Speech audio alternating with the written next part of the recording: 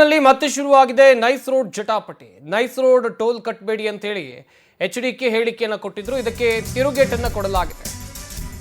ಬೆಂಗಳೂರಿನಲ್ಲಿ nice road ಜಟಾಪಟಿ ಮತ್ತೆ continue ಆಗ್ತಾ ಇದೆ. ನೈಸ್ ರೋಡ್ ಟೋಲ್ ಕಟ್ಟಬೇಡಿ ಅಂತ ಹೇಳಿ ಹೇಳಿದ್ದ ಎಚ್ಡಿಕೆಗೆ ತಿರುಗೇಟನ್ನು ಕೊಡಲಾಗಿದೆ. ಸಿಎಂ ಡಿಕೆ ಶಿವಕುಮಾರ್ ಭೇಟಿಯಾಗಿ ಅಶೋಕ್ ಕೇಣಿ ಚರ್ಚೆಯನ್ನ ನಡೆಸಿದ್ದಾರೆ. ದೇವರು ಎಲ್ಲರಿಗೂ ಒಂದು ಬಾಯಿ ಕೊಟ್ಟಿದ್ದಾರೆ, ಎಲ್ಲವನ್ನೂ ಕೊಟ್ಟಿದ್ದಾರೆ. ನಾನು ಬೇರೇನು ಮಾತಾಡೋದಿಲ್ಲ, ಅವರನ್ನೇ ಕೇಳಿ ಅಂತೇಳಿ ಗರಂ ಆಗಿರೋದು.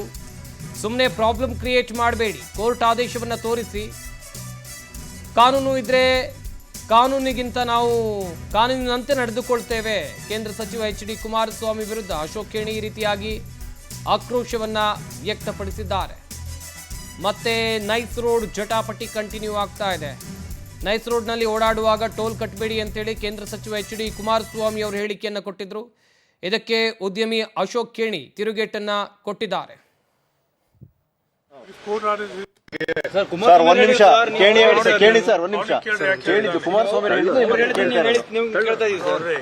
ದೇವ್ರೆಲ್ಲ ಒಂದು ಬಾಯಿ ಕೊಟ್ಟಿದ್ದಾರೆ, ಮತ್ತೆ ಇದನ್ನು ಕೊಟ್ಟಿದ್ದಾರೆ. ಯಾರು ಸಂಡಾಸ್ ಮಾಡ್ಬೇಕು ಮಾಡ್ತಾರೆ, ಯಾರು ಮಾತಾಡ್ತಾರೆ. ಅದಕ್ಕೆ ನಾ ಕಮೆಂಟ್ ಮಾಡೋದಿಲ್ಲ. ಕೇಳ್ರಿ ಯಾಕೆ ಅಂತಾನೆ. ಕೋರ್ಟ್ ಆದೇಶ ಹೇಳಿದ್ರಿಂದ ತಮ್ಮ ಹತ್ರ ಕೇಳಿದ್ದು.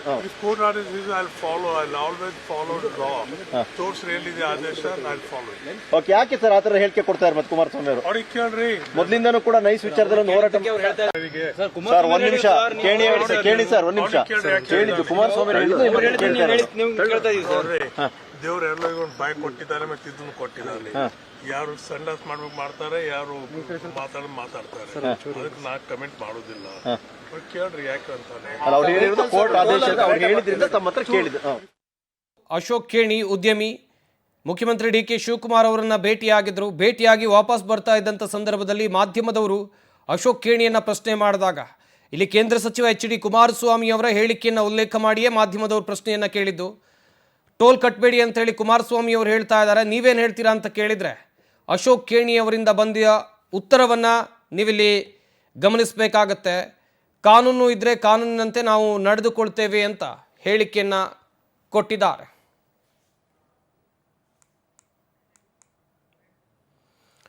ಈ ಬಗ್ಗೆ ಇನ್ನಷ್ಟು ಮಾಹಿತಿಯನ್ನು ಕೊಡ್ತಾರೆ ನಮ್ಮ ಪ್ರತಿನಿಧಿ ಶಶಿಧರ್. ನೇರ ಸಂಪರ್ಕದಲ್ಲಿ ಜಾಯ್ನ್ ಆಗ್ತಾ ಇದ್ದಾರೆ.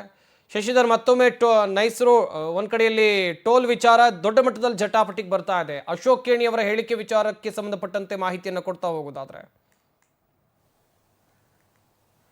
ಸಂಪತ್ತು ಕೇಂದ್ರ ಸಚಿವರಂತ ಎಚ್.ಡಿ. ಕುಮಾರಸ್ವಾಮಿ ಅವರು ಕಳೆದ 2 ದಿನಗಳ ಹಿಂದೆ ನೈಸ್ ರೋಡ್ನ ಅವಧಿ ಮುಕ್ತಾಯ ಆಗಿದೆ. ಹೀಗಾಗಿ ಕೋರ್ಟ್ ಆದೇಶ ಕೂಡ ಇದೆ. ಈ ಕಾರಣದಿಂದಾಗಿ ಯಾರು ವಾಹನ ಸವಾರರು ಟೋಲ್ ಫೀಸ್ ಅನ್ನ ಯಾರು ಕೂಡ ಕಟ್ಟಬೇಡಿ ಅಂತ ಹೇಳ್ಬಿಟ್ಟು ಹೇಳಿಕೆಯನ್ನ ಕೊಟ್ಟಿದ್ರು. ಇದಾದ ನಂತರ ಕೆಲವೊಂದಷ್ಟು ಜನ ವಾಹನ ಸವಾರರು ಟೋಲ್ಗಳ ಬಳಿ ಹೋದಂತಾಗ ಫಾಸ್ಟ್ಯಾಗ್ ಅಲ್ಲಿ ಹಣ ಕಟ್ಟಾಗ್ತಾ ಇತ್ತು. ಫಾಸ್ಟ್ಯಾಗ್ ಇಲ್ಲ ಅಂತಂದ್ರೆ ₹100 ಹೆಚ್ಚುವರಿಯಾಗಿ ಆ ದಂಡವನ್ನ ವಿಧಿಸಿ ಅವ್ರ ಹತ್ರ ಎಲ್ಲರೂ ಕೂಡ ಫೈನ್ ಅನ್ನ ಕಟ್ಸ್ಕೊಳ್ಳುವಂತ ಕೆಲಸವನ್ನ ಟೋಲ್ ಸಿಬ್ಬಂದಿ ಮಾಡ್ತಿದ್ರು. ಈ ಕಾರಣದಿಂದಾಗಿ ಸಾಕಷ್ಟು ಜನ ವಾಹನ ಸವಾರರು ಕೂಡ ಆಕ್ರೋಶವನ್ನು ವ್ಯಕ್ತಪಡಿಸಿದ್ರು.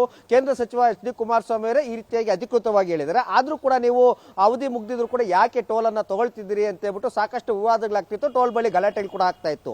ಇದರ ಬೆನ್ನಲ್ಲೇ ಈಗ ಅಶೋಕ್ ಕೇಣಿ ಅವರು ಮುಖ್ಯಮಂತ್ರಿ ಡಿ.ಕೆ. ಶಿವಕುಮಾರ್ ಅನ್ನ ಭೇಟಿಯಾಗಿ ಮನೆಯಲ್ಲಿ ಅದ್ರ ಬಗ್ಗೆ ಒಂದಷ್ಟು ಸಾಕಷ್ಟು ಚರ್ಚೆಯನ್ನು ಕೂಡ ಮಾಡಿದ್ರು. ಅದಾದ ನಂತರ ಮಾಧ್ಯಮಗಳ ಮುಂದೆ ಬಂದು ಎಚ್.ಡಿ. ಕುಮಾರಸ್ವಾಮಿ ವಿರುದ್ಧ ವಾಗ್ದಾಳಿಯನ್ನು ನಡೆಸಿ ದೇವರು ಬಾಯಿ ಎಲ್ಲರೂ ಕೂಡ ಕೊಟ್ಟಿರ್ತಾರೆ, ಬೇರೆಯೊಂದನ್ನು ಕೂಡ ಕೊಟ್ಟಿರ್ತಾರೆ, ಬಾಯಿಗೆ ಬಂದಂತೆ ಮಾತಾಡೋದಲ್ಲ, ಕೋರ್ಟ್ ಕಾಪಿ ಎಲ್ಲಿದೆ ತೋರಿಸ್ರಿ, ಕೋರ್ಟ್ ಆದೇಶ ಏನಾದ್ರು ನಾವು ಕೋರ್ಟ್ ಆದೇಶದ ಪ್ರಕಾರ ನಾವು ಕೂಡ ನಡೆದುಕೊಳ್ತೇವೆ, ಅವರೊಬ್ಬರೇನಾ ಲೀಗಲ್ ಆಗಿರೋದು ಅಂತ ಹೇಳ್ಬಿಟ್ಟು ವಾಗ್ದಾಳಿಯನ್ನ ನಡೆಸಿ ಈಗ ಅವ್ರ ಮನೆಯಿಂದ ಕೂಡ ತೆರಳಿದ್ರು.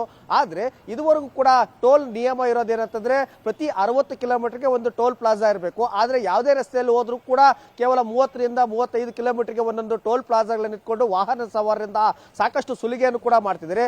ಇಲ್ಲಿಂದ ಹಾಸನಕ್ಕೆ ಹೋಗಬೇಕಾದ್ರೂ ಕೂಡ 4 ಟೋಲ್ಗಳನ್ನು ಕಟ್ಟುವಂತ ಪರಿಸ್ಥಿತಿ ನಿರ್ಮಾಣ ಆಗಿದೆ.